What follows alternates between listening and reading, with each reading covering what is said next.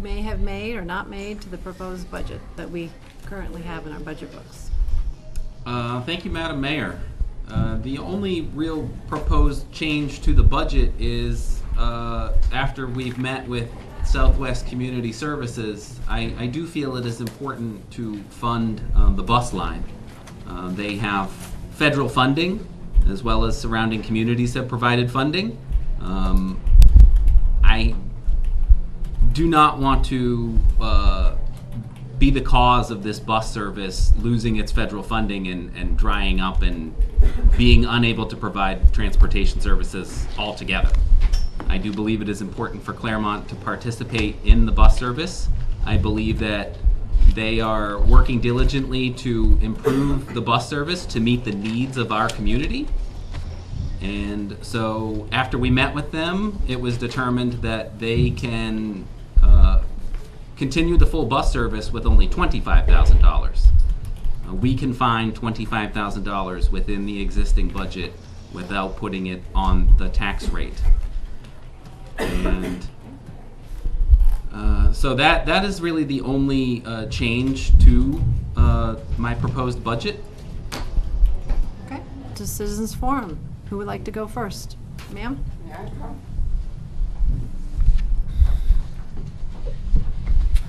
Before I get on my agenda, you were well into that Pledge of Allegiance before I could get off the chair. You might have other people like that here some other day.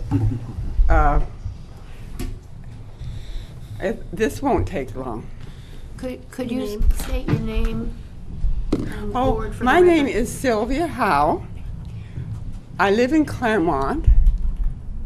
I'm in Ward 2. Thank you. I do vote. My subject is Fisk Free Library. You might not think about it, but this is how I do. In 1940, series of years, a teacher in Cornish, New Hampshire came down to Claremont and made arrangements for library books from Fisk Free Library to come to the Cornish Center School for the students. I was a student there then. We had all 8 grades in one room. We did not have a library in our building. We didn't even have plumbing. But anyway, later, I lived in Claremont and went to Stevens High School. I graduated in 1954. For 4 years, Fisk Free Library was my place to go and do a lot of my homework, my looking up facts I needed to look up and write down, and I did quite well in school. I'm a veteran. I went out and joined the Navy. And lo and behold, they thought I was highly educated. Wow. How about that? Cornish and Claremont did well for me in that respect. The years that I was away from Claremont, as soon as I moved back here, right back to the library, we have a staff at our library who are knowledgeable, kind, very pleased to be of service. They have helped me tremendously. I really think it's amazing what our library does for us from very young age to very old ages. I teach knitting at the Claremont Senior Center, and none of us are young. I can send them to Fisk Free Library and look in a certain section. The librarians will help them, and they find knitting patterns, crochet things. They find nice things that they want to work on that improves their lives here in our community. And my experience in the places I've been involved with helping people be able to read. I consider it a basic necessity In our country, if you want to make progress, you need to know how to read. And I have done tutoring for any number of grade school, high school, and adults who need help in that respect. We need our libraries. We need our people that help. And certainly librarians, in my experience, here in Claremont and in Virginia and in Maryland, every time I went to the library, even down in Florida visiting my brother, the librarians were knowledgeable, helpful, and kind. 1 minute warning. I really believe, since I do a budget of my own, and I haven't got millions, believe me, we should have enough expertise to establish the needs of the library and find a way to provide for it with proper staffing of our library, because we need that. And I too am here to speak on behalf of the library. My wife Meg and I moved to Claremont about 1.5 years ago for a number of reasons. But once we were looking at places all up and down both sides of the river, but we decided to settle in Claremont. But once we moved here, I realized there was a real gem here, and that's the library. When I've gone into the library, it's such a peaceful place to read, to contemplate in. When I've looked for books that I've read reviews about, I've gone to the library, and very often they've been there. Now, not everybody can afford to buy books on Amazon or bookstores, and I think that's one of the important things about the library. And in addition to finding books that I've been looking for, if I can't find them, the staff in the library has been very helpful in finding those books that I may not have been able to find myself on the stacks, or finding them through other libraries, and very quickly. So that's been a great help to me as somebody who enjoys reading and keeping up on things in the world. So I think it would be a mistake to cut the funds to the library.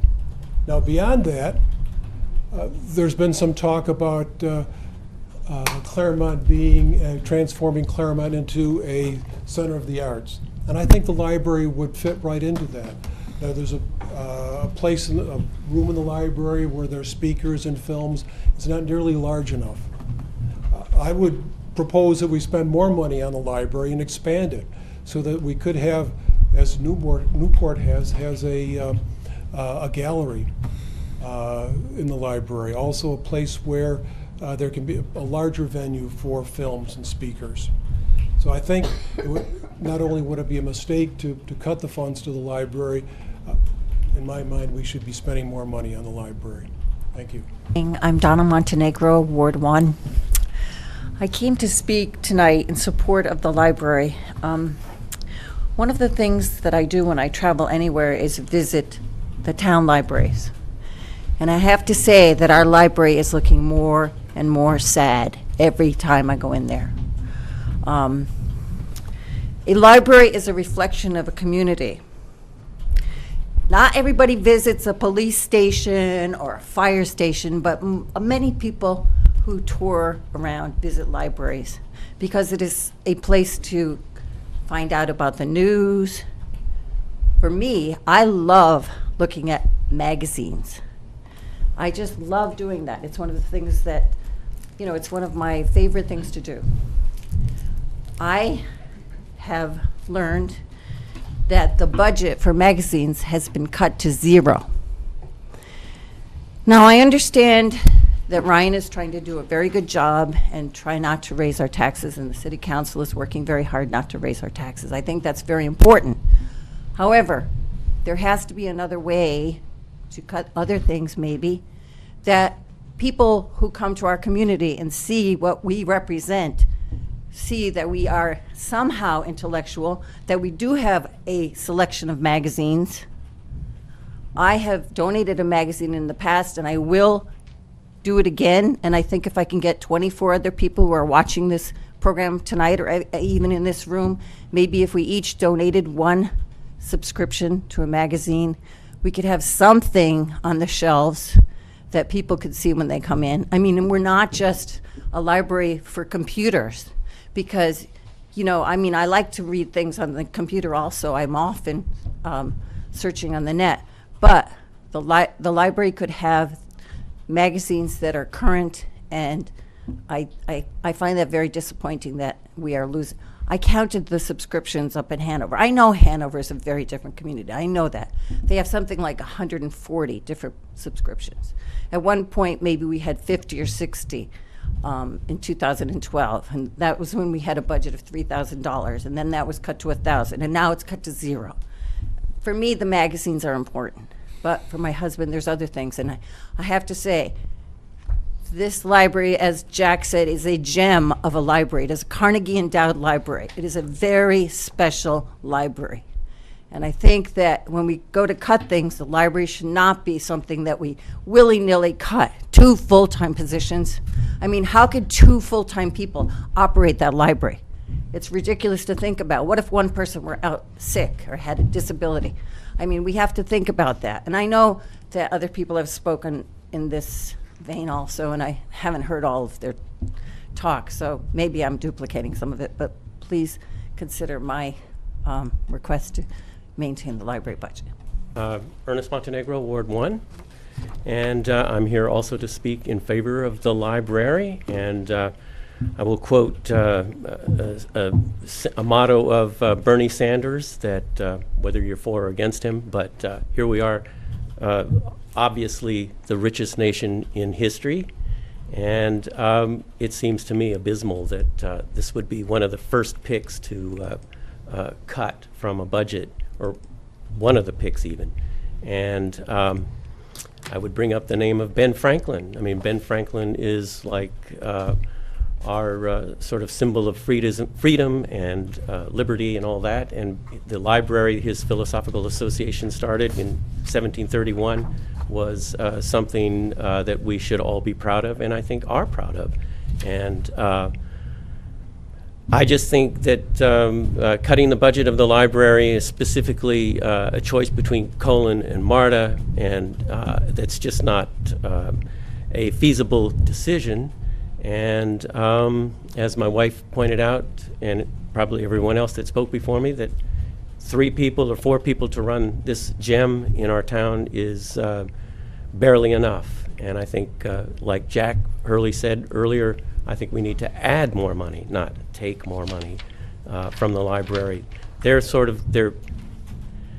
a big idea, but they're kind of the little guy in town, and to pick on the little guy is not a fair game. And I'll throw out one other thing that I think is interesting. We moved here from Boston, and noting that there was a fine library here was one reason we moved here.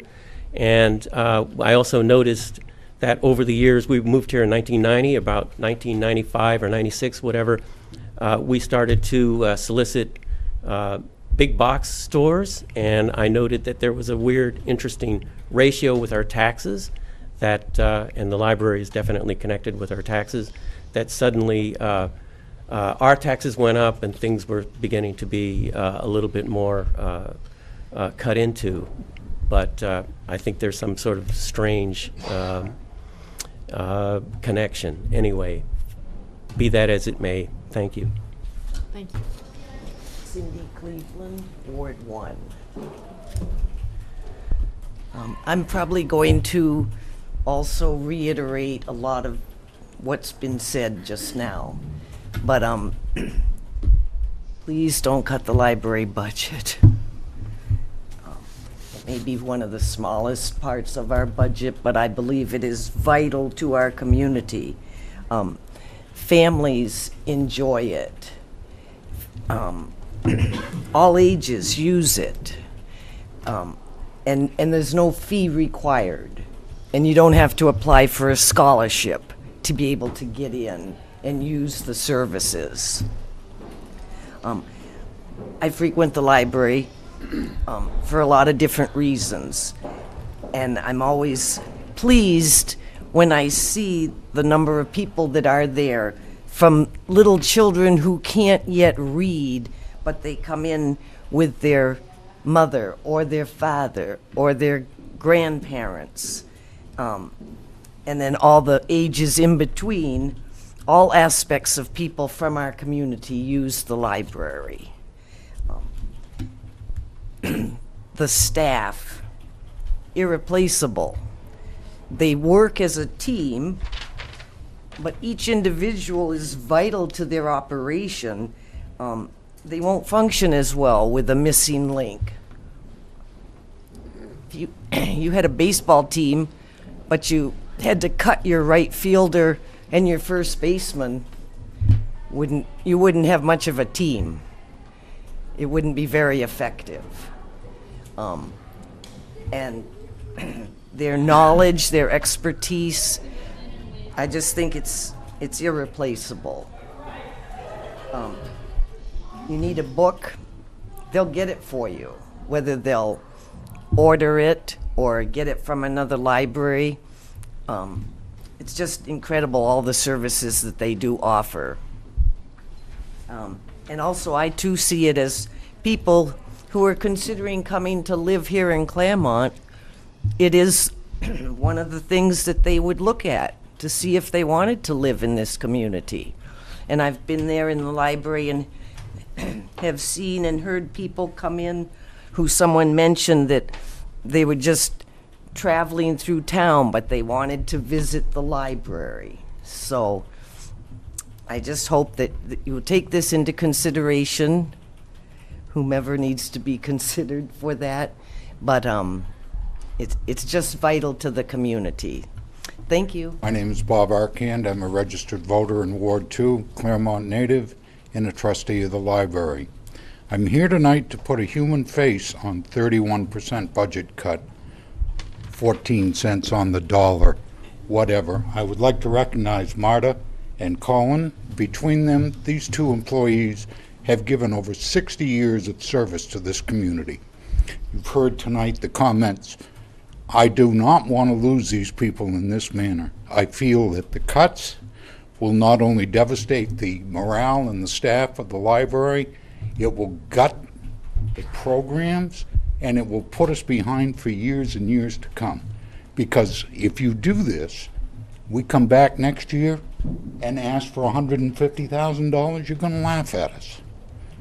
It will take us a long, long time to get back, and in the meantime, the reputation and the services of the library, therefore the reputation and the services of the city, will continue to suffer. I ask that you restore full funding. Thank you very much. Name is Arthur Vidro, Ward 1.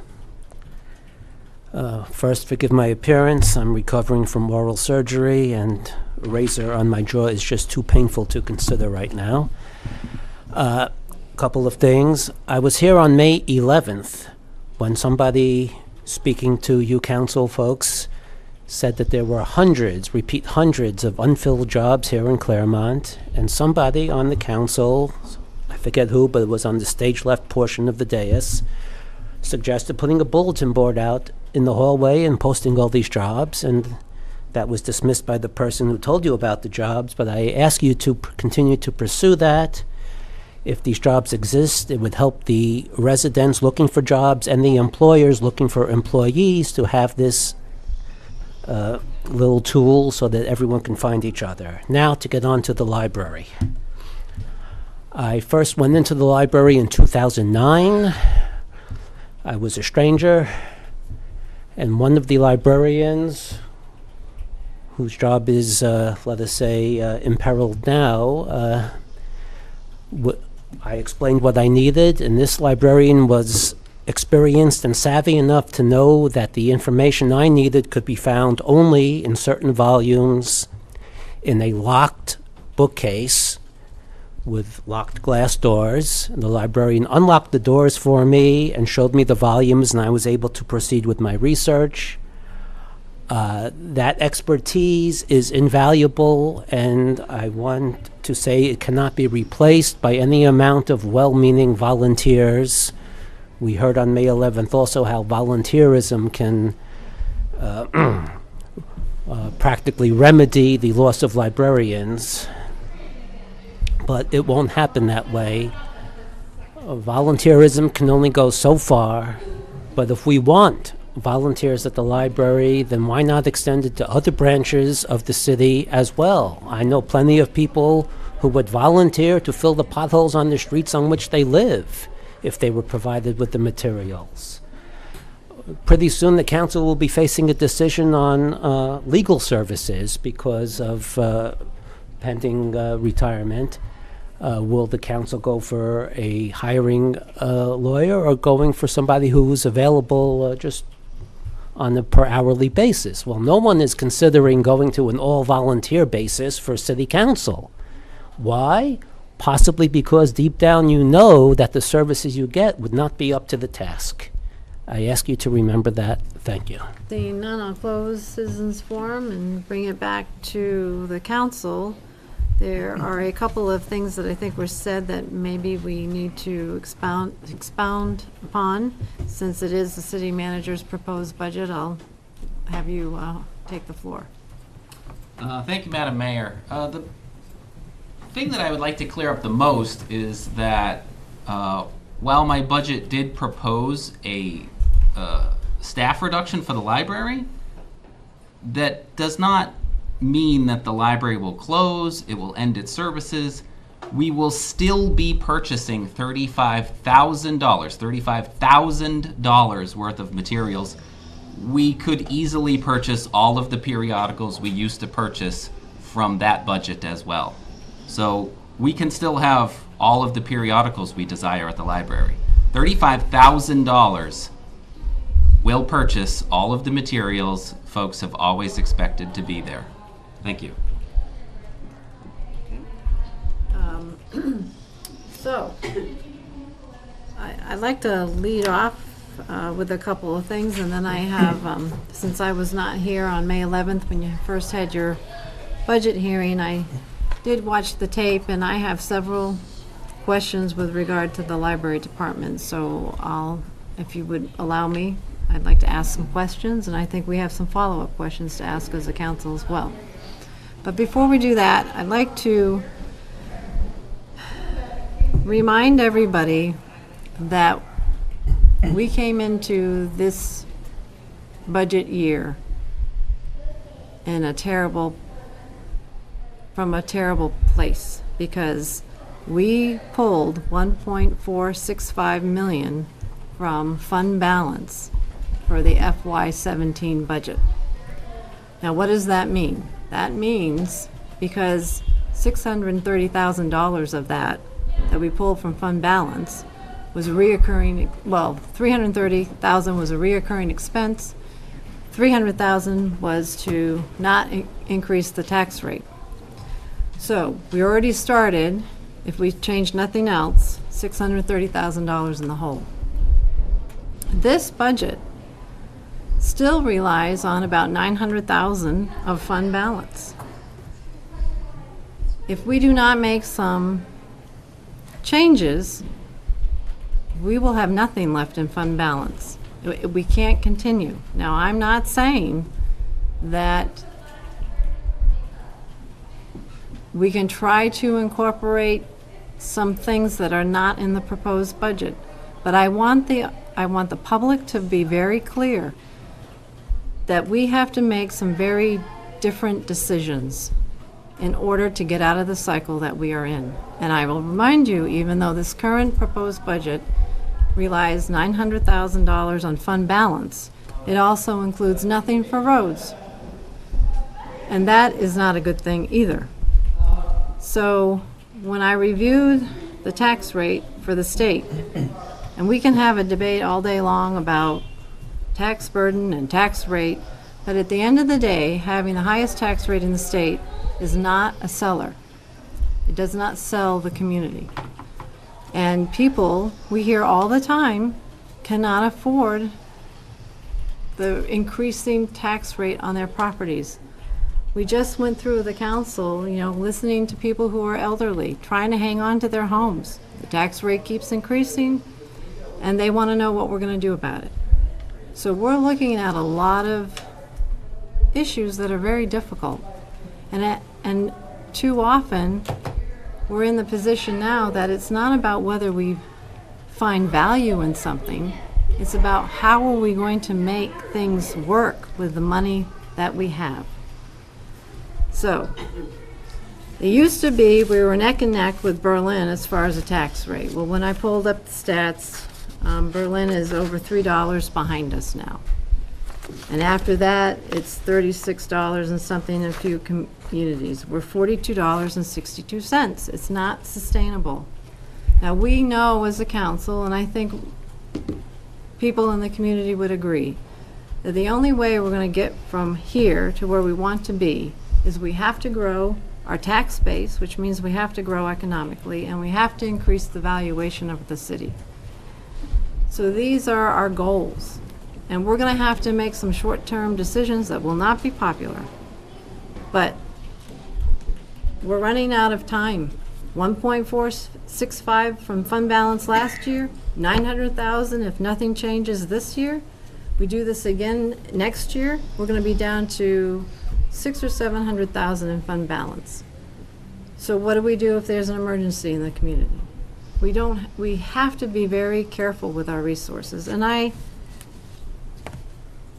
So what I'm asking is that we all have good discussion, that we agree to look at things from different perspectives, and that I would hope we could get away from the decisions that some of the decisions we have to make somehow equates that we don't find value in it. That is not what this is about. So, do we want to open it back up for citizens' comments, or do we want to get into the discussion? Take the comments. Okay, okay. So, yes, sir. I would remind you that the people that are here advocating for the library funding are also homeowners. And evidently, they're ready to absorb some sort of an increase. Sir, can you come to the podium? They can't hear you on That's all I TV. really wanted to say. I know, but they can't hear you on TV. Sorry. I would remind the council that the people that are here that are advocating for the restoration of the budget of the library are also homeowners and taxpayers. They're the visible ones. There must be an invisible army out there screaming. There's nobody here advocating to cut the budget. I don't understand. Okay. Thank you. Yes, Mr. McNutt. Thank you, Madam Mayor. I just would like to make one other point, that my proposed budget is still 49 cents per 1,000, or approximately $57.33 per year based upon an average Claremonter's house value. This is 86% more than the average New Hampshire taxpayer contributes towards their library and their community. So again, we are still funding the library above the New Hampshire average. So, I know that the library is the hottest topic in the room, so I would like the opportunity to speak to the director and ask some. So, when I looked at the tape, I believe what was said was if the cuts were made that were proposed, you'd have 2 full-time employees and 6 part-time employees. Correct. Is that correct? So I guess my question is, could you just kind of give me an idea of how does that look? First of all, how does it look right now with 3 full-time employees and 6 part-time? How are the functions divvied up? Who does what? I mean, it's a number, but I don't have a picture of how that organization runs. Well, right now, let's go back to before Ms. Tripety's retired, when we had 4 full-time people on staff. She was a children's librarian who was in charge of children's services, which would involve selecting and ordering children's materials, planning programming, supervising the part-time people who worked in the children's room, being responsible for the stacks in the children's room, etc. We had Colin Sanborn, who was the circulation supervisor or circulation librarian, who handles supervising all of the circulation staff, managing the stacks, in terms of making sure we have space for everything, shelving books, overdues, etc. And then Marta Smith, who was the assistant director and reference librarian, who handles most of the reference questions that people come in and ask for information. She selected and ordered the materials for the adult collection. She processed and dealt with other libraries for interlibrary loan services, a wide variety of other things. And then I'm the director, and I make sure everything's working, basically, in a nutshell. So if I understand you correctly, you have the director, then you have a children's librarian with some staff. How many part-time? 2. 2 on that, okay. And then you have a circulation librarian. Yes. And there's staff There's a couple of part-time people who work upstairs, yes, in addition. And then there's a assistant librarian or a reference? Well, Marta Smith is the reference librarian. She also serves as the assistant director. We also have a part-time cataloger who works mostly out of the public, who who processes materials when they come in, getting them ready to go on the shelves, updates our automated catalog system so that the materials can be found by people doing searches on the computer. And then we also have out of that 6, a part-time custodian. Understand correctly, for one of those positions to be reinstated, one of the full-time positions, it would be about $79,000. Is that correct? That's what I understand, yes. Okay. All right. Yep. Okay. Then I just have some overall questions. When I looked at the budget that we have, there's 2 revenue lines. One's for copier revenue, and then I forgot what the other, there was another revenue line about $2,000. Is there any other way that you're bringing in revenue other than those 2 items? I would assume that the $2,000 is what, for late books and fees? No, that's department revenue. That would be mostly, if I remember correctly, people paying for non-resident cards. If they live out of town, we charge them a fee. Okay. And copy machine is, I think, a separate line. Right. The fines and payments for lost and damaged books goes into a non-lapsing fund that is specified by state law to be spent on specific things, books, and I believe building things as well. But that doesn't appear in this That's budget? not considered revenue. Okay. Do you collect that money and then at the end of the year say how much you brought in, or is it a static fund, it just gets built up on, or? It's non-lapsing, so it does, yeah, the money does carry over if it's Okay. not spent, yes. Okay. Right. And that money is used for? Mostly we spend that to purchase books and other materials, circulating materials. Okay, all right. So does forgive me, I don't know this, does the library have any cooperative agreements with other towns or schools or colleges? No. Okay. Is there a reason for that?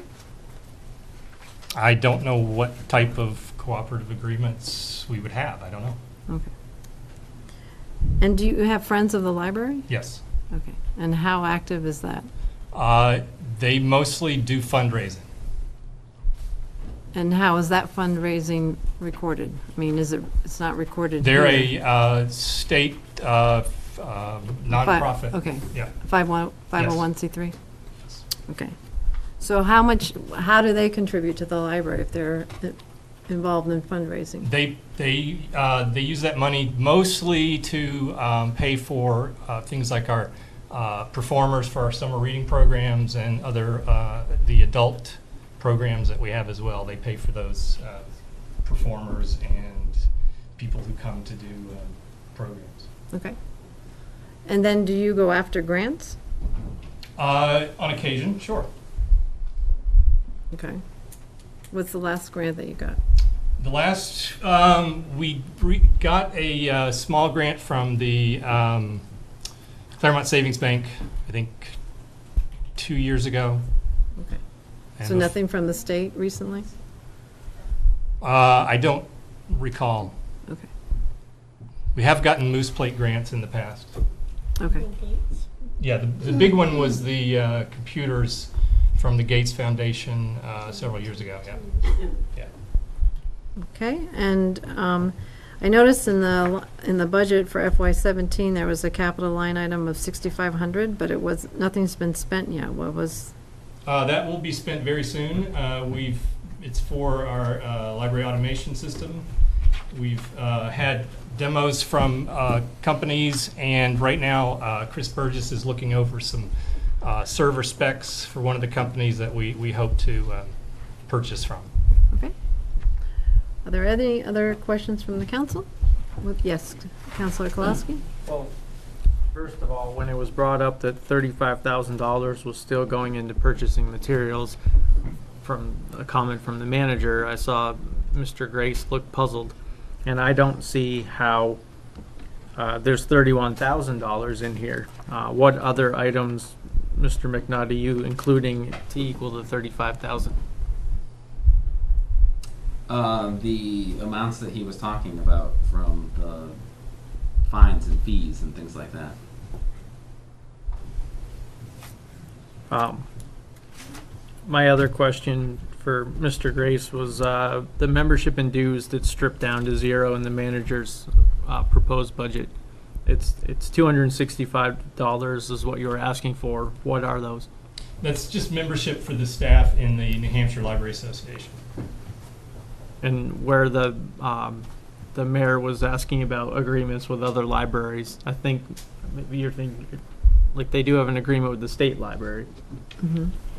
So I don't know if you can. Well, I mean, the state library provides interlibrary loan van service, and we get the periodical databases from the state, yes. Yes. I just want to follow up that I have in the budget 135 hours a week. 135 hours a week of part-time help is what's budgeted in that budget.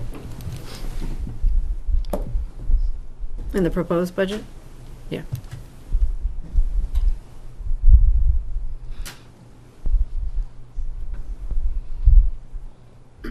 Okay, any other questions? Yes, Councilor Raymond? And how many hours have they used in the past? You don't know what that is? I just know what I budget. So you're budgeting based on what you've used in the past? Okay.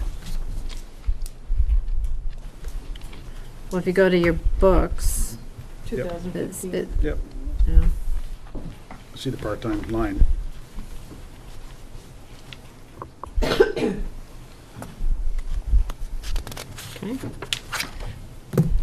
Councilor Toll. I have the director and 2 part-timers. I just want to clarify this on the payroll. Circulation with 2 part-timers. I was writing down as I was. The breakdown of your payroll. Okay, yeah. Okay. You have a reference person who doubles as an assistant director? Right. Any part-timers there? The part-timers, they all work in circulation, yeah. So in terms of who they work under, it's pretty much everybody works under both of them, basically. But So my question is, yeah. the 2 and 2 that were listed before with the director and the circulation, we have a different set of 2 that might be helping you in the assistant director's position and reference department. No. So these same 4 part-timers that we're discussing Right. rove into this department? Yes. Okay, and same with cataloging? The cataloger mostly does cataloging. We do pull her out on occasion if we're very, very shorthanded and she needs to cover a desk.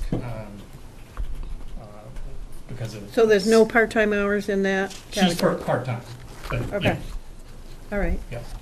Okay, you wanted to make a comment, Yes, Mr. Mayor Bergeron? and I'm going to make a couple of comments. Number one, I want to thank all the people who sent me emails and call me on the phone. I take your information very seriously. I'm a believer in the library, but I'm going to echo what the mayor said is we are tasked with a big decision here this year. And people may not be here, Mr. Arcan, but when I go to the grocery store, I go have coffee, or I go uptown, I go to a restaurant, people come up to me and tell me, my taxes too high, start cutting the budget.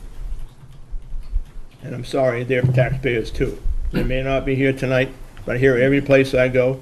I hear it from people who live out of town. And it's a problem we face, and we have to make decisions here, one way or the other. I'm not saying they're not right.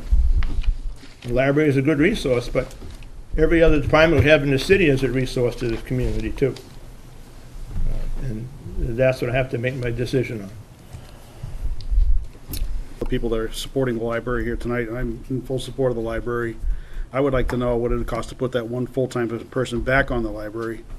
I hear all the time out in the community about the tax rate, and the mayor herself's talking about the tax rate, the tax rate, the tax rate. Well, it's not the tax rate, it's our tax bill. If you were to check around the state, Claremont's tax bill is right in the middle. We're not way higher than anybody else or the rest of the state. Our tax rate may be. The problem is here is we have to get our valuations up and build and get some more tax base in here. It's going to help.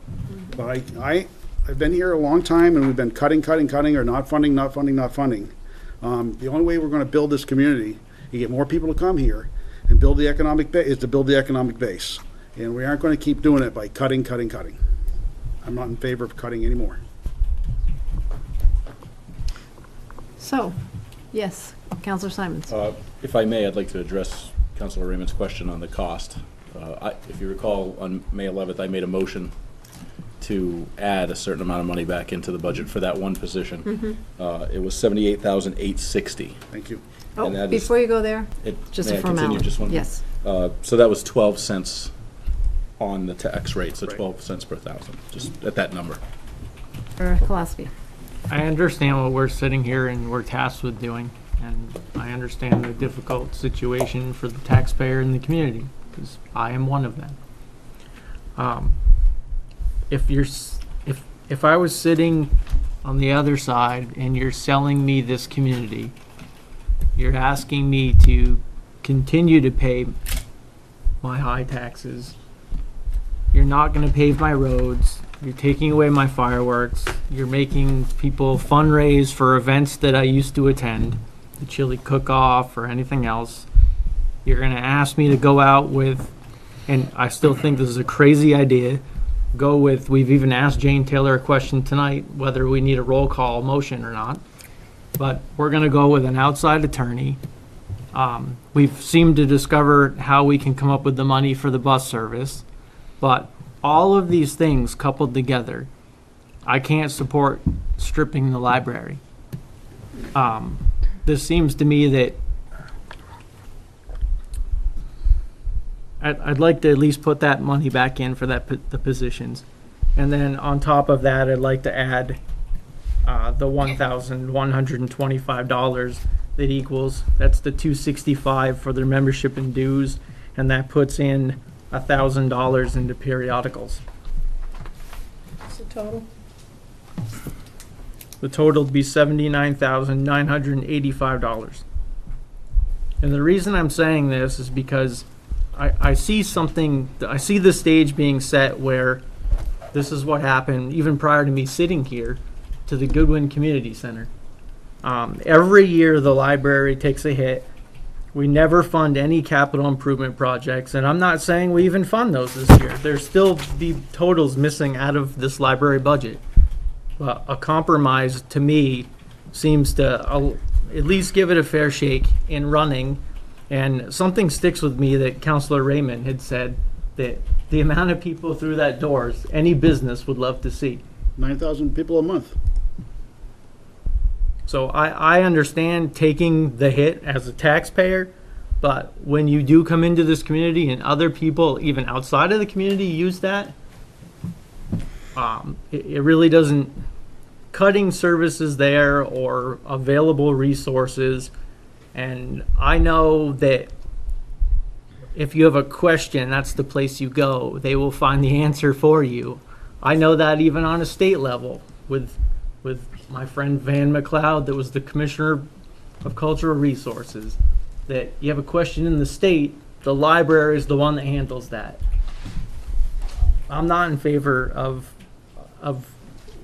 what's proposed. Okay, Counselor Simons? But before you say, I just want, things keep getting said that are not exactly accurate, and I would like to, before I forget them. Certainly. So the statement was made that each year the library keeps getting hit. Well, I did the numbers for the last 3 years. The library, and I backed out any capital projects or encumbrances, just general operating expenses. It's gone up. It was $456,667 in 2015. It was $464,980 in 2016, and then it was for 2017. It's $491,801. So that part is not accurate. I understand that, but I'm speaking to the capital projects, and that's what I'm saying that happened to the Goodwin Community Center. We don't Okay, fund I things. just want to be clear. We don't give them new carpet. I will be an old man by the time new carpet hits that building. Okay, so let's just be careful with what we say. Colonel Simons, right? Counselor Simons, I'm sorry. Take Colonel, whatever. I'd just like to comment again to echo some of the things that have been said here. Obviously, it's known when I made the motion, I support the library. I've always supported the library. I think the library serves a very good purpose for this community. I don't frequent it as often as I'd like, but I know my wife, my daughter are in the library, and I know that I too have spoken to a lot of people in the community. Thanks to our local newspaper reporters who report on what we talk about here, I've had people come up to me a lot once we first started talking about the library on May 11th. I had one person hold up his cell phone and say, you know what, we all hold an encyclopedia in our pocket with a Google, but not everyone has that. So the folks that have the ability to be on their computer at home and have the ability to do their own research and even go out and buy their own books probably don't go to the library as often as those folks who don't necessarily have a cell phone or a smartphone or a computer at home. So there are many, many people like that. Many of us may have smartphones, but as I said, this particular individual, that kind of struck me when it came to that, because we do. Everybody that's got a smartphone knows they can Google whatever they want to see. But then it was also reminded to me that from this same person that there are a lot of people in this community that cannot do that. And from the folks that I've spoken to from the library and the phone calls that I've received and the emails that I've received, people have continually said, this is something it's a needed resource in the community. And I have 100% respect for the manager and the goal. And I understand everyone has to take a hit in some way to make the ultimate goal of what we're trying to do here happen. 2 positions bothers me. Mm-hmm. I support, maybe not replacing the retiree this particular time, but I'm going to be in support of putting at least 1 position back into the budget. And again, I realize we can't tell the manager how to spend the money, but ultimately we can certainly give him our desires as to where we'd like to see that money be spent. And if that is particularly for a position, then my voice would be for it to be for a position. Mm-hmm. Councilor Pope? Yeah, I'll support the position at the library. I've dealt with Marta and Colin several times. I know the value they are to the community, and the library goes just beyond checking out books. There's microfiche files there. There's historic books you can't get on the internet, things like that. We all get that. I'd like to just fund that position, though. The other things, at this point, I think we need to look at. Okay. And I do have 100% respect for what you're trying to do, and it's nothing personal, but I would support putting in that position's funding. Councilor Dameron. Thank you.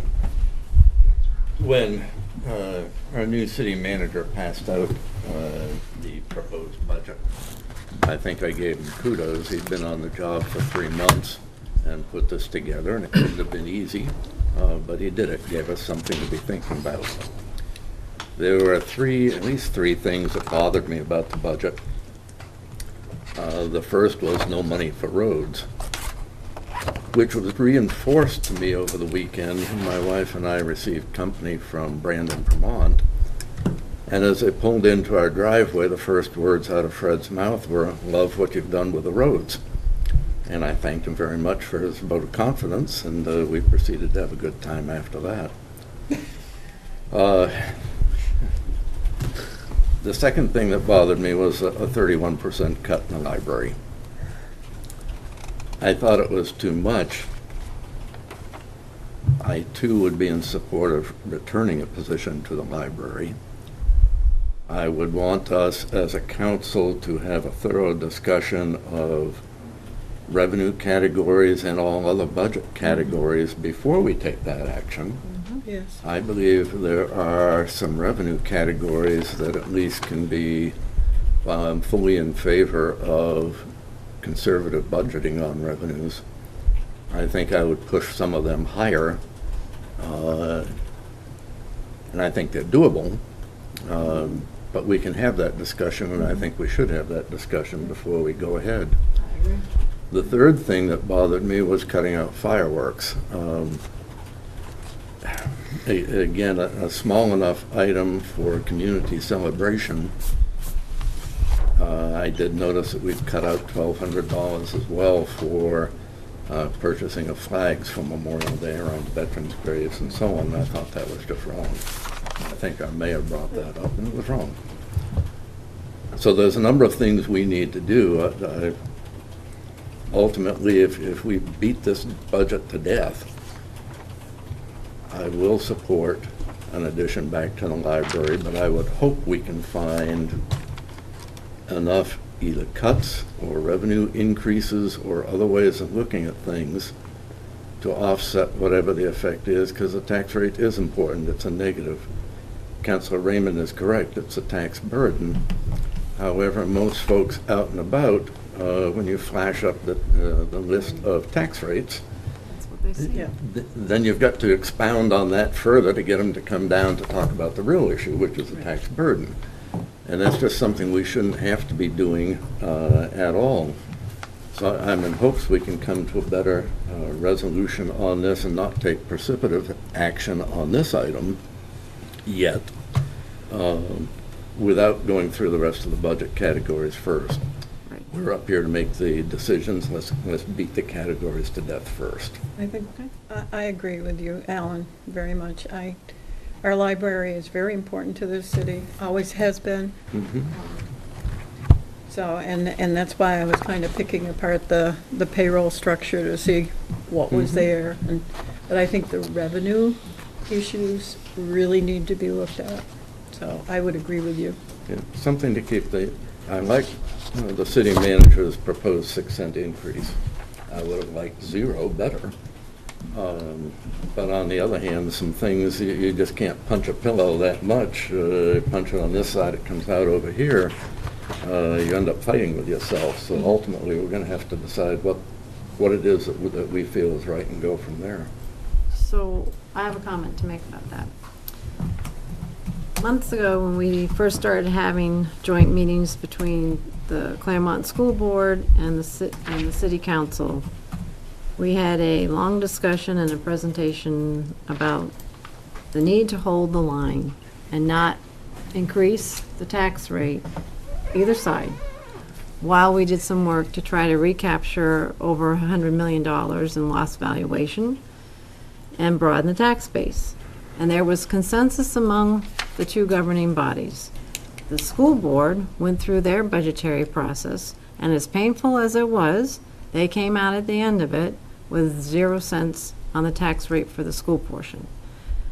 I am asking the council to please remember that conversation, and I do not want to ask another governing body to do something as hard as it was for them that we are not willing to do ourselves. Right. I am looking at no increase in the tax rate.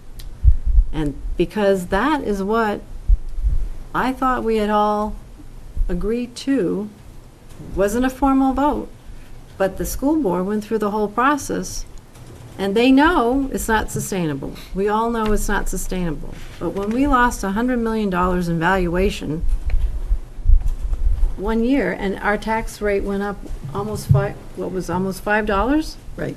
It was very Do close we to have, $5. and again, people it's fine to not be in favor of of cuts in this budget.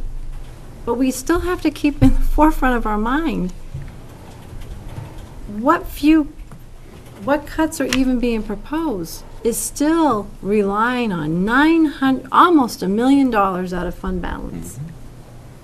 So I am asking the council to please, when we do talk about these things, if we're going to be in favor of adding in the position, we have got to find somewhere else to take it out. We cannot add. And I, for one, want to ensure that when one half of this city's governing bodies goes through the process and in good faith does the hard work, that we can follow suit. Well said. Yeah, Councilor Dameron. Yeah, I don't disagree with a word. It'll be hard, let's beat ourselves up trying to get there. But one comment I did forget to make, I did hear from one voter in Claremont who, in talking about the library budget, said, you know, you're going to have a hard time because I don't want my taxes going up either. But I think you folks, and I'm quoting this person now, you folks need to keep in mind that for the last probably 20 years, on the school side, and I can recall it very distinctly, we've said time and again that we have a very large number of children coming to our kindergarten classes not prepared for kindergarten. And so let's see, what are you doing? Oh yeah, you're going to take the hatchet to the public library, which, since school libraries aren't open during the summertime, that library is a place where the library is open and perhaps doing things for kids. We've got to be doing a better job within our community in preparing children for kindergarten. And again, quoting him, Alan, this doesn't seem to be the best way to go, but you guys will have a tough job because, again, I don't want my taxes going up either.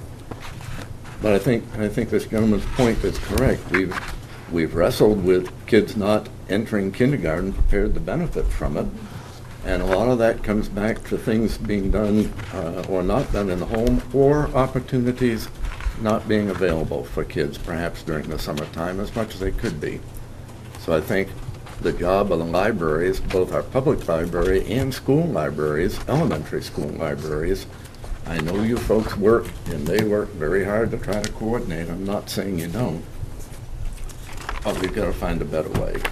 There just needs to be something that can be done, something that can be offered to get our children ready to go. Okay, yes. Make one quick point. So, as somebody who reads a lot myself, believe me, I did not want to make these cuts to the library. I didn't want to make many of the cuts I had to make in reducing the budget by $622,000. But we need to cut and grow at the same time. That is the position we are in. We are being squeezed from both ends. And there cannot be any sacred cows in the budget whatsoever. The more sacred cows we create, the more choice limiting actions we're putting on ourselves to make sure that we have the most efficient organizations running in the city that are constantly being innovative.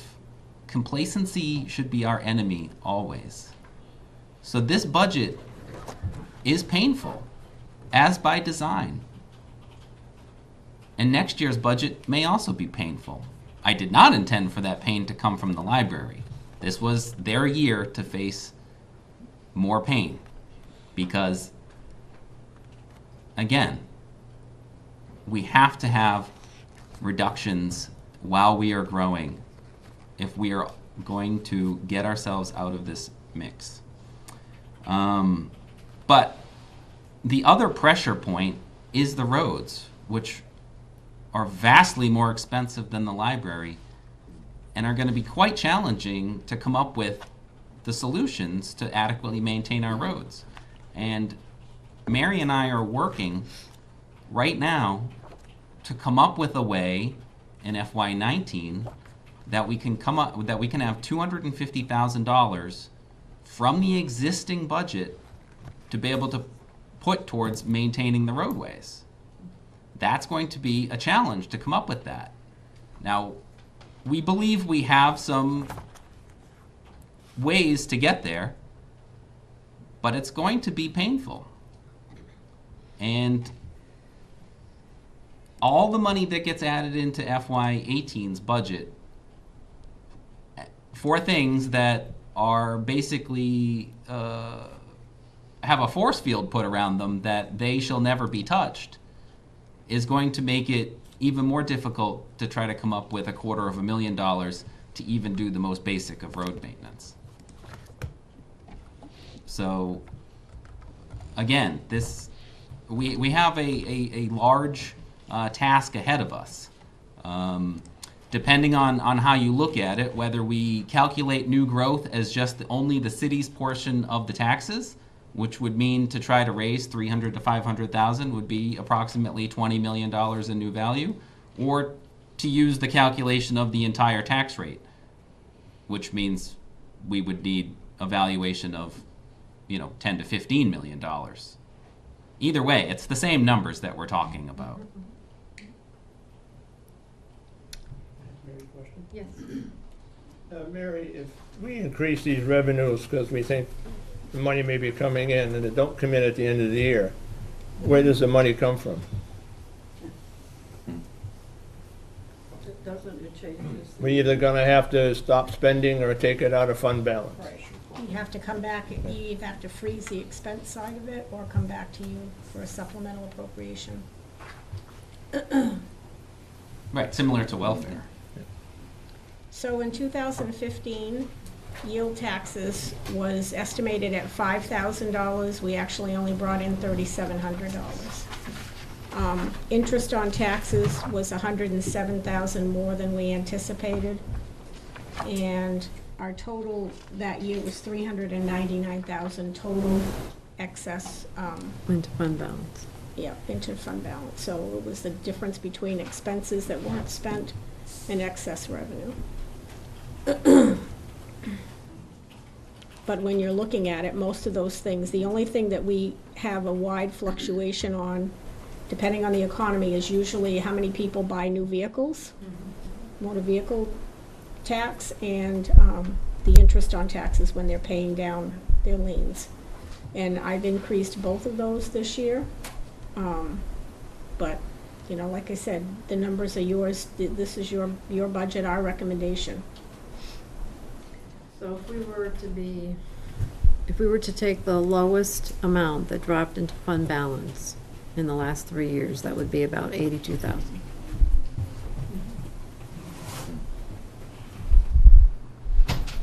So we could err on the side of, taking the lowest amount. Well, we shouldn't take the whole thing. No. But you're looking at about 50K maybe?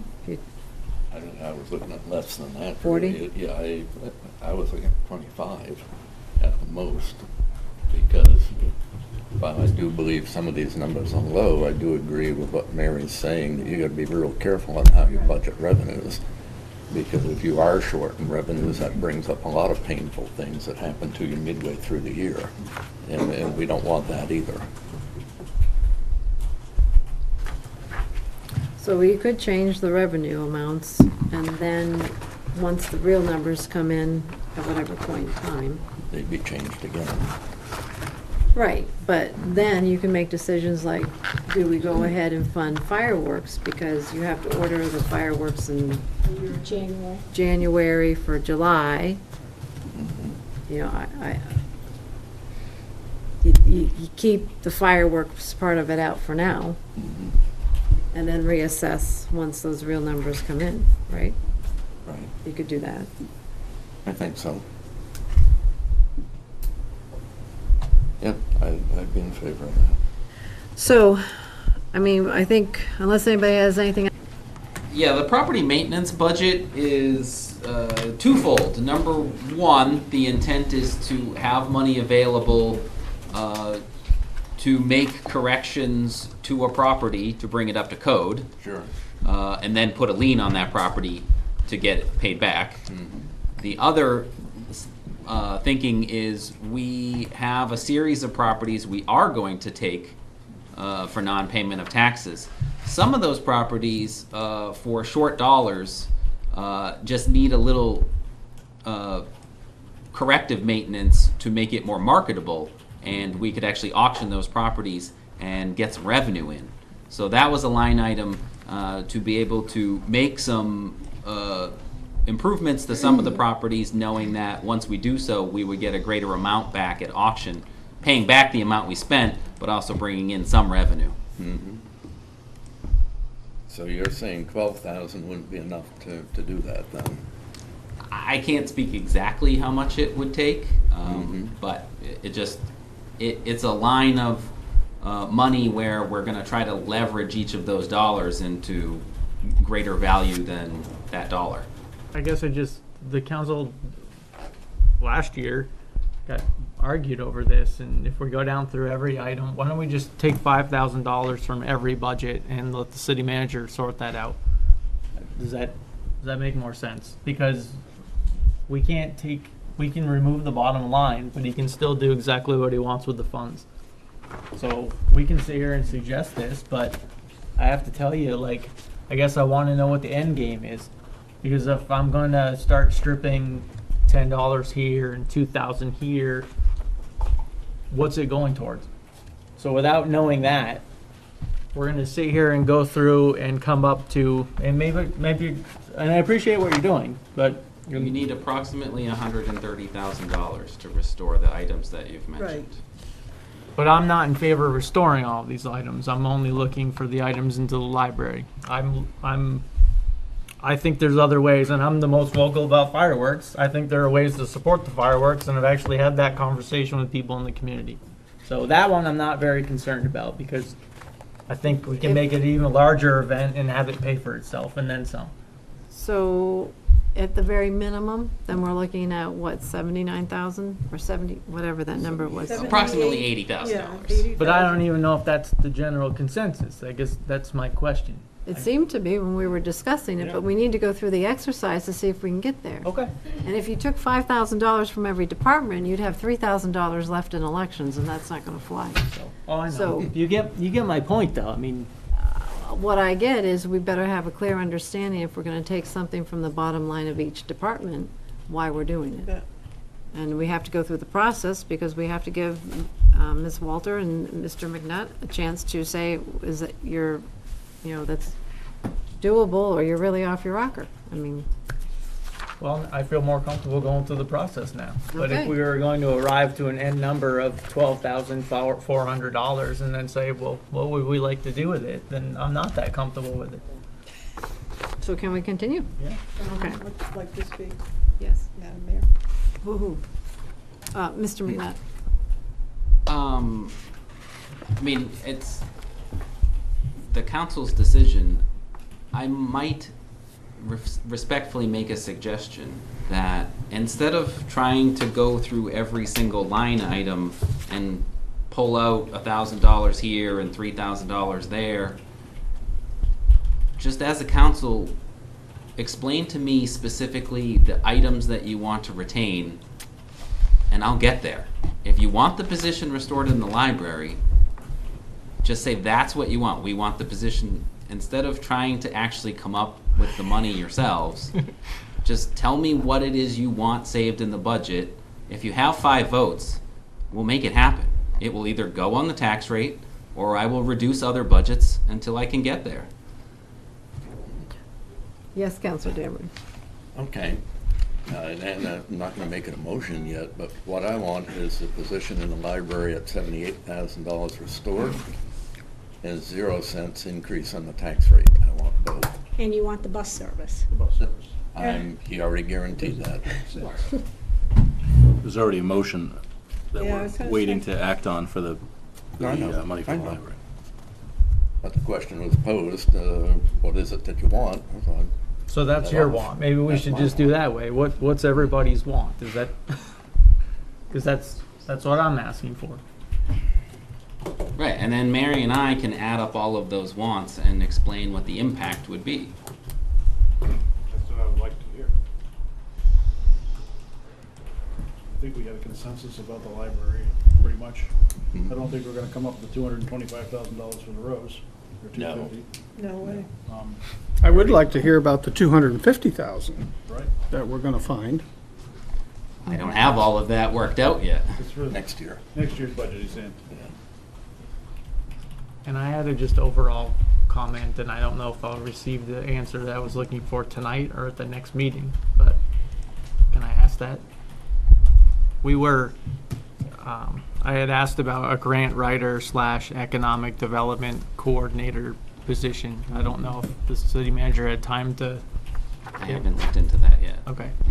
Because that's just something I still want to fight for, because it seems to me in this finding $250,000, if a position like that, in a big picture of things, the only thing that is going to save the city is increasing the tax base. Right. And We all agree. we don't do that by supporting the planning office, the real estate office. They're the ones that are going to make that happen. And I appreciate the city manager is going to put that hat on and go chase people down to move into the community. And I'm sure he can work on that. But there are other steps that have to happen, and including keeping the current businesses happy. But the 250,000 that you're talking about could be realized in savings that this grant person could find, from your fire department to assisting the library. So in the big picture of things, I think it's very valuable for us to really chase that down. But can we not get too far? No. Because right now, in this proposed budget, there's funding to supply planning and development with a position that's been frozen. So they're gonna have a person that they don't currently have in this proposed budget, correct? No. It's in the budget. Correct. Right, correct. It's a position that, in a perfect world, we would certainly like to have. Having a business development coordinator could add a lot of value. Until I'm comfortable enough with the city's expenses that I would recommend actually adding that position, it's something that Nancy and I will continue to do ourselves. But unless I'm mistaken, it's not being added, it's in your proposed budget, right? Yes, it is. Huh? Yes, Yeah. it is. It's Right. budgeted. It Yeah. just hasn't been filled yet. Right. So I'm just trying to be clear that this is already in the proposed budget. We're not adding someone yet again to planning and development. Correct. That's, Funding, that's all. yeah. Okay, I Counselor guess Pope. basically you're looking at about $61,000 that is budgeted but is not gonna be spent, correct? For that position? Yeah. Correct. Yeah, so 407,000, just kind of putting $61,000 in the bank for now, or kind of on hold, right? Yep, Correct. very good. Yes. I'm gonna make a comment, and people aren't gonna like it, but I don't understand what we're doing here. We're looking for funds to fund somebody in the library, yet we're giving $25,000 away to a bus system that we can't afford to. We found the money for that in the budget, okay? What are we doing here? On one hand, we spend money, and on the other hand, we're taking it away from everybody else. I understand the importance of the bus, but this isn't the year to give them $25,000. We're looking at scraping money up, and then, sorry, Mr. Kolosky, to add another person to planning and zoning is not my idea of trying to save money. You're gonna fund the position that's empty, that was frozen, I take it? And you can add another person on top of that? I'm sorry, this isn't the year to do that either. No, that's not what I said. I'm actually looking to split that role. They would pay for themselves and then some. If you want to look at this from a business standpoint, the only way to save this city's ass is by developing in this community. End of the day. That's it. New increased tax base. Or keep stripping it down. Keep stripping it down. There are going to be people leaving the community just based on cuts that we're forced to make now. So, Mayor? yes, Councilor Tim. Yeah, thank you. I had asked Director Merrill about making sure that her department, Planning and Economic Development Office, with what she proposed and what you had proposed, was supportive of how you're going to raise 20 million in valuation. Mm-hmm. And I think I got an affirmative on that. I don't know how you're going to do that, but that's... Nancy and I are You got a plan. comfortable with the planning and community development budget. And it will support you getting the 20 million you need in valuation. That was the question. It will support our attempt to get that. That's right. I can't. No, I I understand. mean, that's our goal. It's a good goal. I had a couple of other Yes, I know you did. things that bothered me, and I'm still hung up on the revenue side with respect to the water and sewer support of the general fund. And I know, Mary, you mentioned that you went back and evaluated percentages, but I still don't see how it can almost double.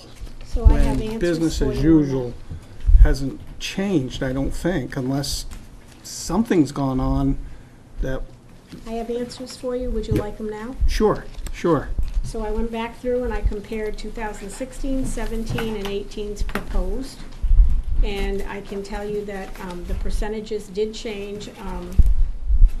Right now, we are charging 41 hours a year, 2 hours a week, 4 hours a week. I mean, these are people that are doing water and sewer work, but that's what it calculates into, that they're spending about 4 hours a week more than they are, or what they're being charged in 4 hours a week. The most that went up is my accounts payable person who also does payroll, who went up to 15% from 10%. And that is 312 hours a year. The one that went up the most was a 206% increase in legal, because right now we have, we were charging 5% of Jane's salary and benefits to water and sewer. And now we're gonna have outside counsel, so there's still 5% of that salary, but it's now at a much higher rate. So that increase is 206%, going from $14,500 to $30,000 a year. Okay. Everybody heard that? I know, Nick, you're trying to salvage a lawyer, and Mary's saying that water and sewer, I guess, is going way It's gonna up fund $30,000, on the legal part of it. and they were funding $14,500. Okay. The other thing that bothers me a lot is the 900,000 out of fund balance. We've beat that up. I don't know how much, or if we can do that again another year, but, which leads me to when Director Sweet was here, I asked specifically about the culverts at Whitewater, thinking that, in my mind, and I know he's running the department, that's fine, but in my mind, the $220,000 to replace that culvert with one house, we got to look at something different. And I'd like, What are you on? I'm on page 38 in the highway budget, Okay. 441 account. And I just, I'm just having personally a hard time with that number, and I know that affects what comes out of fund balance. Because I think we said the culvert work was going to come from fund balance. I think the two culverts. And when I queried Director Sweet a little bit about that, well, if I don't spend it on Whitewater, I'll spend it somewhere else. And so I'm not even sure if that's been... Anyway, Mr. McNutt, I'm concerned about $220,000 for a culvert. And I tried to express that earlier. The same on the East Street culvert. It just seems to me that that's an awful lot of money to repair a culvert under East Street. So, and those affect snatching money out of fund balance, which bothers me a lot. But there's a couple of other things just in general terms. We settled a police department contract with a 633 and a potential bonus signing thing. So we know for the next 3 years anyway, what the salary or wages are going to go up over there. And I don't know if 3% is the right number, because some people may get training and get some other benefit out of that. That bothers me a little bit. We've talked about, you've got a tentative agreement, I guess, with DPW for nothing, 0%. No, that's signed. That's a done deal. It's signed and it's a done deal. And then when I look into, again, and Mary, you explained this briefly, but when we look at regular pay for the streets and roads, it's up by 29 grand. In previous contracts, they were able to get a schedule of step increases, and that persists in the contract. We were not able to get that language. But hasn't the contract into its third year? Did we automatically roll it over and they get another step increase? Or is this the training bonus part of that contract? Well, it's tied to I'm sorry, I misspoke. Each increase is tied to an employee achieving certain educational or training benchmarks. And as they achieve those, is when those increases, but again, it's something that was built into a previous contract, so it's contractually obligated language. Okay. We haven't settled the fire contract. No. And if we're going to tighten our belts here, are we going to have the spine to say no increases to fire? I'm not sure we are. We're the clerical administrative one, or the merit plan people. Are we going to give just police a pay raise and tell everybody else no? And I know, Mr. McNutt, you look at them individually. I'm looking at it a little more globally, thinking that everybody is going to deserves a little something, whatever that negotiation may be. But that's not been even discussed here, of how we're going to handle that. And lastly but not least, should we get out to bid this fall or next spring the North and Main Street project, the North Street project? I'm wanting to make sure that we're prepared as a council. If that project comes in over budget, we're going to be asked probably to pony up 20% of that overage. And that's not here. Now, that may be in 19's budget. I don't know where it's all going, but so there's going to be a lot of times over the next 12 months that we're going to potentially have unions coming in, looking for more money, a couple of other issues that I pointed out. So if we can get down to, in my mind, if I could only solve the $445,000 nut and try to do something a little differently up in the Whitewater Brook area and reevaluate East Street, I would appreciate that. And I know we really haven't looked into state aid for roads or state aid for bridge and culverts. I don't know where they are down there in Concord. I assume they won't be funded, but that's just... Actually, SB 57 was on the water side for a wastewater project in Maple Ave that they didn't pass. It looks pretty positive, and they just passed. It's got one more hoop to go through, but SB 38, and that's a lot of infrastructure projects. I forget if it's roads or bridges, but that's looking good too. So on these culvert projects, once they get to become a certain size, they become a bridge. I'm not sure if we've had a chance to actually evaluate whether there's state aid bridge money, 80-20 sharing available or not. But for me, there's $445,000 that's worth talking about. And whether you take some of it and massage it around and call it good, or reduce what we take out of fund balance, and I may be the only one that's nervous about that. I don't know. No, I agree with you. We're all. But if we think we got discussions right now, I can tell you a year from now, there's going to be a lot of discussion, because And there's gonna be more hard choices that he's gonna have to make. I mean, it's not, that's why when he's talking about picking away at this, there's no easy answer to this. I mean, I've been dealing with this since I came here, of level funding or cutting or keeping things steady, and, you know, you're right, that economy hit and it absolutely crippled us, and we're just barely starting to recover, but, you know, we do have I mean, you passed the police contract in 2019, we're gonna have to come up with an additional $168,000.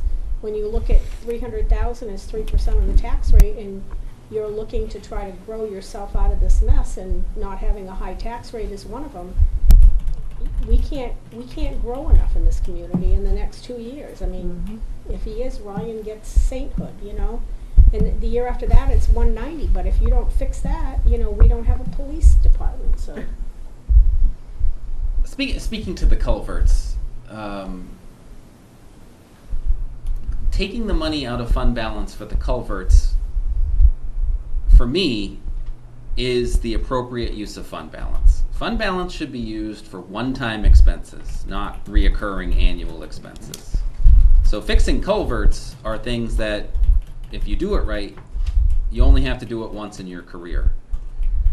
Director Sweet believes, based upon how, you know, his experience, these may cost up to $440,000 for the 2 culverts.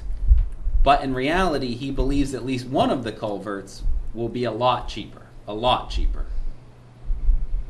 So why don't we take a different approach and say, listen, council, I'm not going to include the $445,000. I'm not going to take it out of fund balance, and I'm not going to put it in the budget. And through the CIP process, I'm going to go out to bid, and when I get a bid for $64,000, I'm going to come in and ask you to take $64,000 out of fund balance. When I get a bid on East Street, it's $132,000. I'll come back to council and say, hey, we got a critical infrastructure piece here that we need to fix. It's $132,000. I'd like to get it out of fund balance. We could do that. I mean, that's just a whole different process. But when Councilor Bergeron and others know that, you know, we've got bus, we've got library, we got fireworks, we got flags, we got all kinds of things. But when it really comes to it, there's $445,000 that either we're going to fund CIP or not. And remember when I asked about 2 budgets, because I said we need something for operations, we need something for CIP, and CIP comes through the planning board and the process set up by the state. It's vetted, it's approved. Either the council funds it or they don't fund it. Councilor Damon? Yeah, and we are where we are now. It's interesting. My point and purpose in going through departments was to try and identify budget money that could be diverted to fund as much as possible a library position. All I came up with was 21 grand. However, one of the big questions, my last item was the streets and roads budget, page 38, culverts. Bracket, need Bruce to chime in with way around the culverts. So I knew that was going to be, I think we're honor bound. If we take those culverts out, then we take out the fund balance amount that was going to cover them. And we end up with no change in the tax rate as proposed, which is fine. That's a cleaner way to go about it. I'm certainly in favor of that, and would have no problem in Director Sweet coming back before the council to request what he needs. just for everyone's benefit, it wouldn't change any of the other things we're trying to get at, but it would remove that uncertainty from being a set amount within our budget. Councilor Pope? Just looking back at my notes, and Director Sweet had actually said regarding the Whitewater Brook or Whitewater Reservoir culvert that he thought it would be $50,000 to $75,000 to replace that rather than the 220. Right. So he was pretty confident on that. Just wanted to make that comment. So that's at least one thing. I do like Mr. Temple's approach of doing the CIP situation, though. That's been done that way before when some situations had to occur. So I support that. Well, there's a caveat to that. Understand. And the caveat is, we vote on operational to make things happen, but then you never do projects because CIP is set aside for capital improvement, and it's very easy to say no. And I know the other side of that coin, and I respect that. It's just, I'd be willing to try it for the 1 year. I think it's going to help us to get more accurate. I agree. More accuracy, at least in these two situations. I will say one other thing, though. The city manager did mention, tell us what you want, and he'll either make way for things to happen and such. And Assistant Mayor Bergeron has always said that we can tell him whatever line items we want to cut from. It's up to him to figure out the final budget. And so I'm going to ask a straight up question. There's been a consensus on the council to keep the library position. And so I'm going to ask for the two scenarios. What would it take to do that if you kept the tax rate at the proposed increase you had? What was it, 4 or 6 cents? 6 cents. And what would that be additional on the tax rate? And I also realize we have one more meeting for the public. That is June 14th. That is the final public hearing and budget vote. We don't have to make that decision tonight. It would be comfortable, but I think that it would be informative, and that could be at least released before that meeting so that people would get their final information correct, and for the final hearing we could make our final decision at that point. We'd hear from probably several more people, or maybe not. So I'd like to have that information. I guess what I think the city manager might need, though, is I need to have an understanding from the council members. Are you comfortable with any increase on the tax rate? Well, we started a budget with a 4 cent. I'm talking 0. Cents increase. Not the proposed I 4 think cents. that's a discussion that the council needs to have. The presented budget had a 6 cent increase.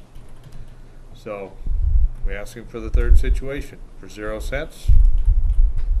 What do we do there? I mean, we're almost back to start. When he presented a budget with 6 cents, we've been working with that budget. Yeah, but it's in our authority to modify it. It is, and that's the decision I think the entire council needs to make. So That's why I'm asking it, the question. Yes. Yeah, I'll reiterate that my goal, regrettably giving up roads, which really hurts, but my goal is that I want the position restored in the library, and I want no increase in the tax rate. Now, to solve that Herculean dilemma, and Mr. City Manager, there you are. Councilor Pope? what was our increase last year, Mary? Nothing. What was our increase the year before? I can tell you, I mean, I haven't, It was 0 last I year. have way too many numbers in my head, Scott, but I do keep all the tax rate history. And even the year before? 11, 14, and 15, you're looking for. But that's not what matters. I keep bringing you back to, it's the fund balance reliance. I understand. Right, that was the part that I need a little bit of clarity. If we're not taking the money out for the culverts and we're just going to have Director Sweet come back on each culvert and present the actual dollar figure, that will still come from fund balance. But let's just say he actually does get one of the culverts done for $70,000. I believe he said that the other culvert would come in pretty close to about $2-something that he originally suspected it would. It was a more complex culvert. Are you requesting of me to look at the operational things that you want built back into the budget to come from fund balance? No. Okay, because that, I was That's just, why I'm saying, what No. would be the tax rate increase if these were put in? gotcha. So the tax rate in 2014-15 was $15.14. Following year it was $14.97, and this year it's $14.86. Mary, would you know what the school tax is? Yep, the school tax I think was this is important. $22.98, $23.55, and $24.90. So they're currently at $24.90, is that correct? The year before it was how much? $23.55 and $22.98. So it's been an increase every year. I've got I wonder what figure, I've got different figures. You have to combine the state and the local. Oh, I see what you're doing, yeah.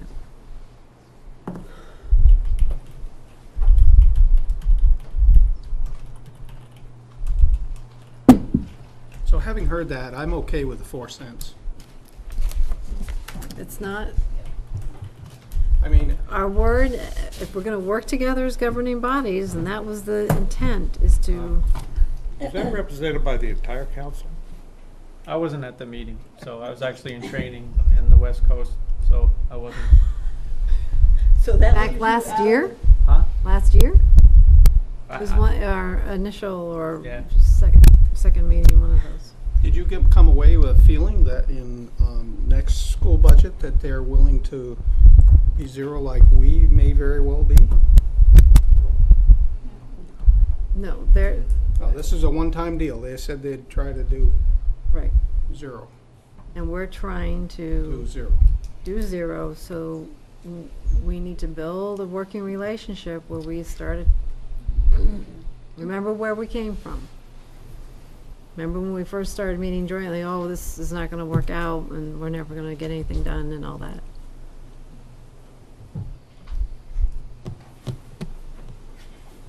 I think it's important. It's not sustainable. Nobody's saying it's sustainable. But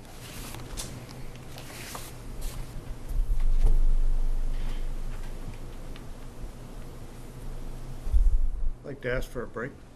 sure, Thank you, Scott. sure. Thank you. Every counselor get a chance to bring up their concerns from previous discussions. And I think we have consensus that we want to have the city manager restore one position of the library without increasing the tax rate, and you're going to come back and tell us what that looks like. Is that the guidance you want to give? Counselor Pope? Sort of yes and no. I'd like to know the three scenarios, once again. And I would like the other counselors to weigh in on this. What would it cost on the tax rate with the current budget proposed, which is the 4 cents? 6 cents. I thought it was 4. I heard that earlier today. 6 cents. What the total tax rate would be and what it would increase.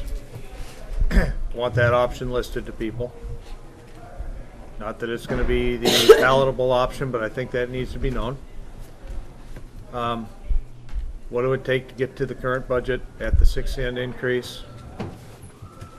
You know, what things would be cut and what it would take to get down to 0 cents, which means adding that in plus finding 4 more cents in cuts. That's what I'd like to know. Uh-oh. He's gonna have to spell one more time. Yeah, I know.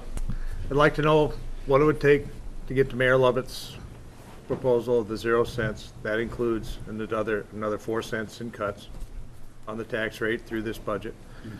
And that, well, 6 cents, sorry. And this is with the library. With the library position.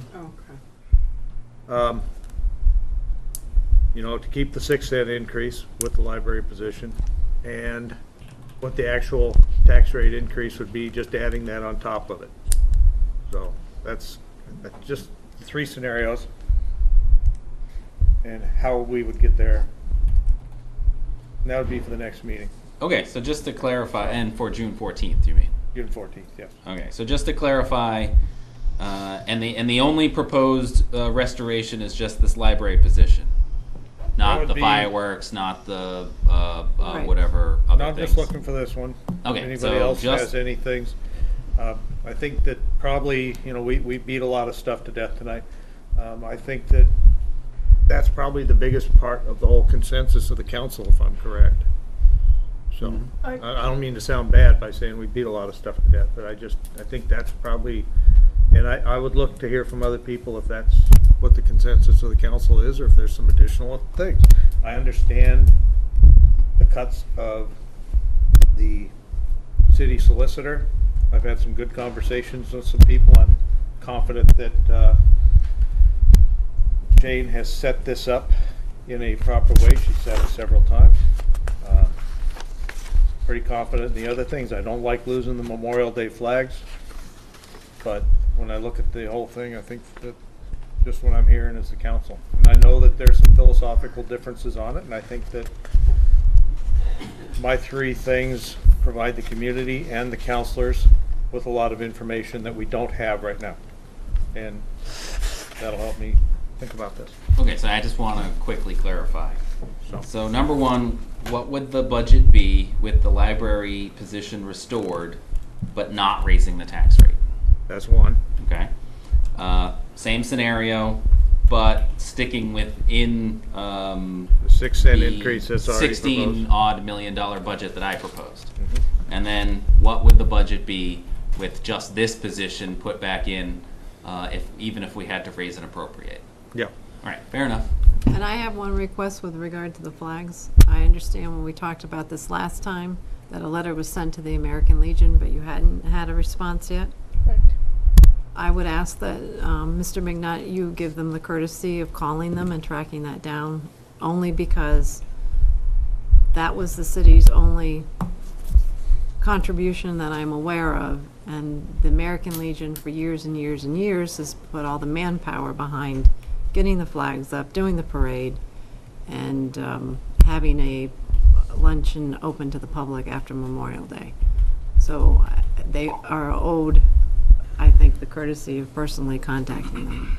Well, would that be something we wanted to add in as well? I mean, I certainly would have no objection. I want to hear their response first. Okay. I would certainly have no objection, and I would probably want to add that to it. All right, I'm going to make a quick proposal here. In the spirit of Memorial Day just going by, and a friend of mine that didn't make it, I will donate the $1,200 for the flags. Problem solved. Thank you. I just want to. Plus, you're still going to see them personally and thank Oh, them. yes, the American Legion, yes. Because Be I happy think- to contact them and thank you for the work that they do, I think that that's putting the really flags important. out. Because that's really the work. I mean, buying the flags is nothing. Taking your time to put the flags where they have to go, that is the real work. And they're always doing this dinner afterwards, this meal after the parade, and it's open to the public. And I think we, as a council, need to thank them also. There was a large crowd out there this weekend. I was very proud to be there. So. I think there should be a letter done by the council. I've said my piece and my request. Assistant Mayor Uh, I Bergeron? want to thank you for the generous donation, but that was one thing I was going to argue about. I don't mind taking out the fireworks, and the director of the Parks and Rec is going to raise money for the chili cook-off and stuff, but for what, $1,200 to honor our veterans, I just couldn't understand taking that out. Like you say, they do the footwork. All we do is buy them the flags, and they go put them out on veterans' graves. I don't understand taking that out. I just don't. Not with the money we waste other places. I would just like to see what their response is, and leave it at that. Yeah. Councilor Toll? I want to be clear in my mind. I understand what Council Pope has asked for answers for, but at the same time, I know that we've got this Southwest Community Service bus issue of $25,000. Now, is that including that or not including that as the picture? Well, he already said he had that. Yeah, he's got You it did covered. have, you, I can find $25,000. see, he's saying something that, Don't get me wrong. The difference between $80,000 and $25,000 is appreciable. It is easier. It's not easy to do.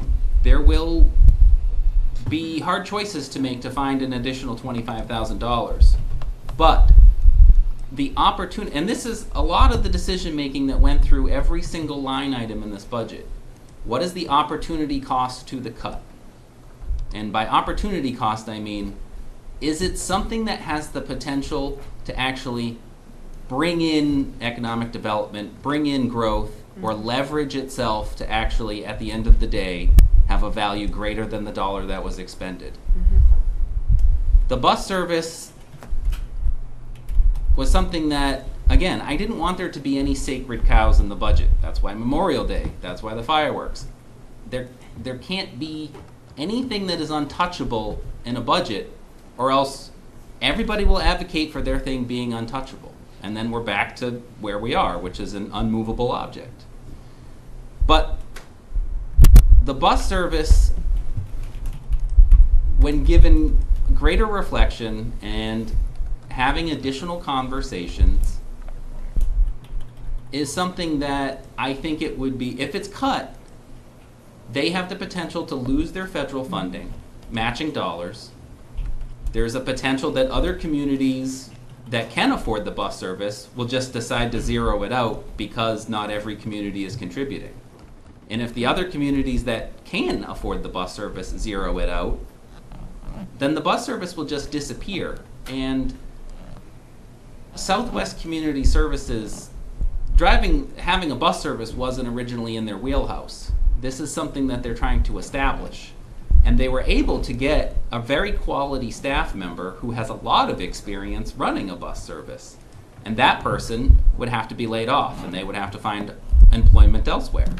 And then Southwest Community Service would not have the availability of that expertise and that experience. I believe that if we did not fund the bus service would dry up and blow away. And it would be less likely that Southwest Community Services would try to reestablish the bus service, or anyone for that matter would try to reestablish the bus service.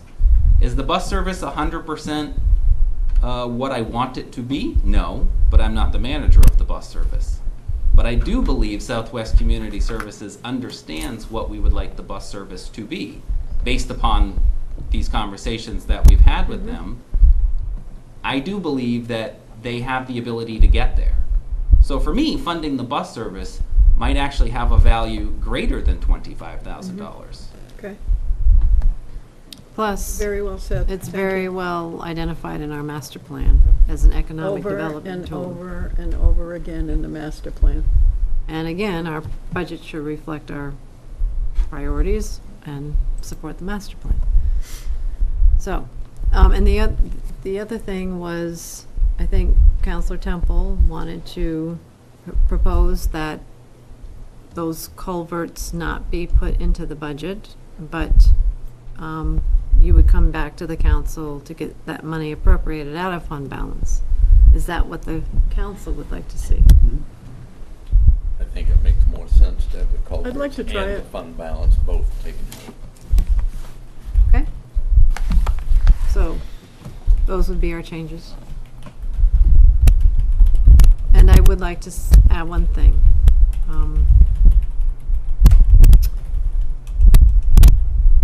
It was a healthy discussion about the library, and I would hope that nobody would walk away thinking that it's a value. It's based on value. It's based on resources. And I think that the council has shown that it would like to see that one position reinstated. But I do believe at looking at the budget itself and some of the revenue streams, I would like to see some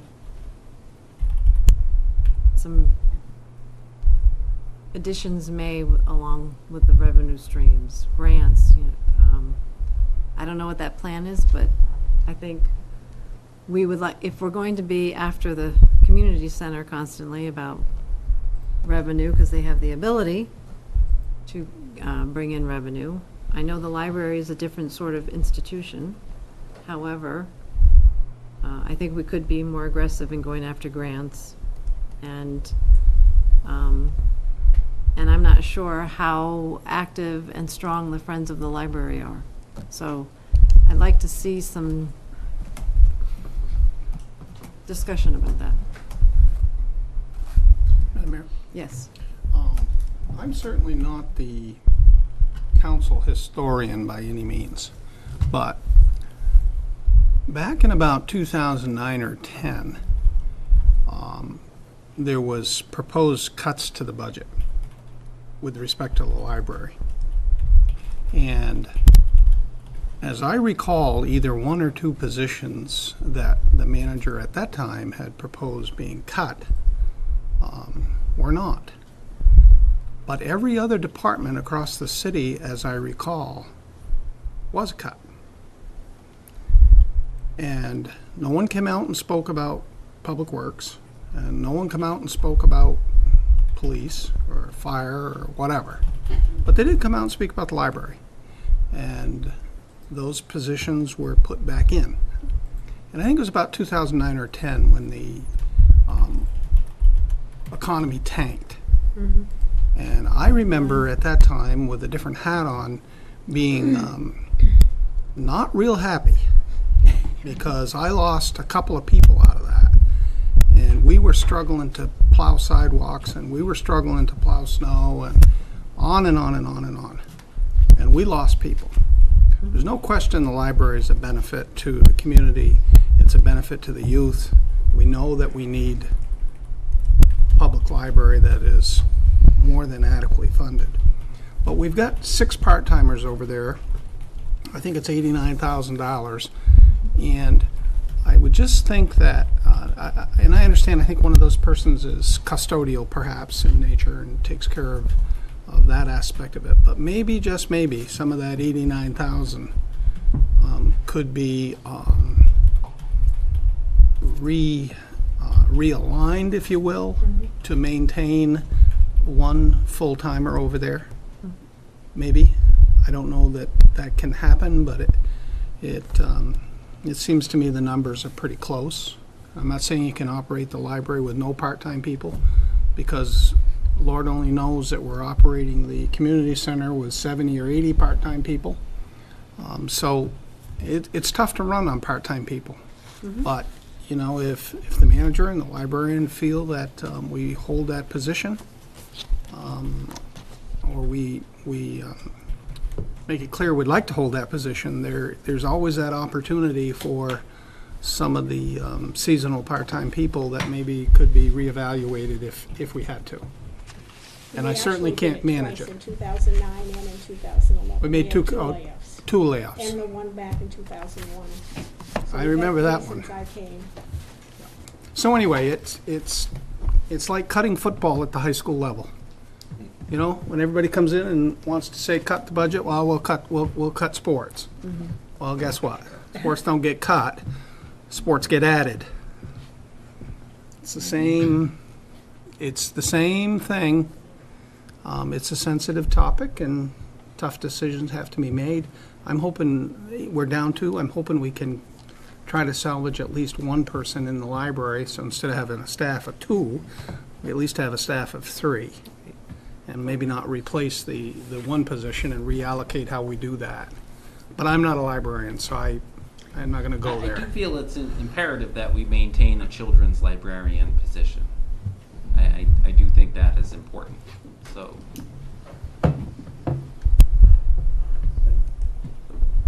Councilor Kolowski?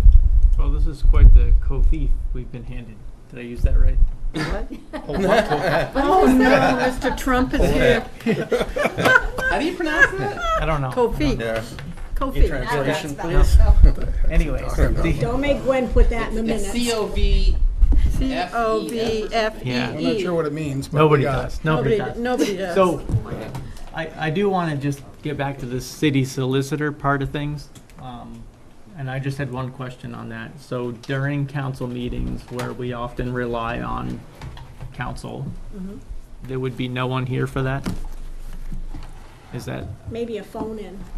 that's what I'm, I don't think that that's been, a final determination has been made. but that determination, whatever it may be, it is part of my decision on. The way that, I mean, sorry, Counselor. I just remember we talked about this at quite some length last week, and I was left with the understanding that there was going to be a presentation as to how this was going to work, that they were still working on facets of that, so. I hadn't planned to make any, that wasn't my understanding, but certainly Okay. it will be. That's in what I place. thought, we were going to be. It's up to the city manager and. You were working on a plan. I am. And we were going to understand what that plan was. Okay, but That's what I that's not understood. necessarily a presentation. And the other part of that, and I know it doesn't happen all the time, but there are planning board meetings and zoning where that is a valuable service. And it's not that either of those boards can handle their own, they can.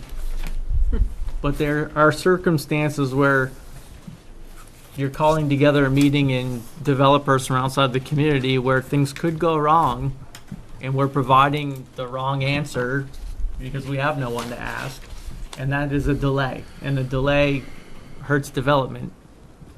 So those are just my two concerns as far as city solicitor. The rest, I will trust you on this. Okay, anybody else? Okay, motion to adjourn? So moved. I'll second. Okay, the motion was made by Counselor Raymond and seconded by Counselor Dameron. All those in favor say aye. Aye. Adjourned.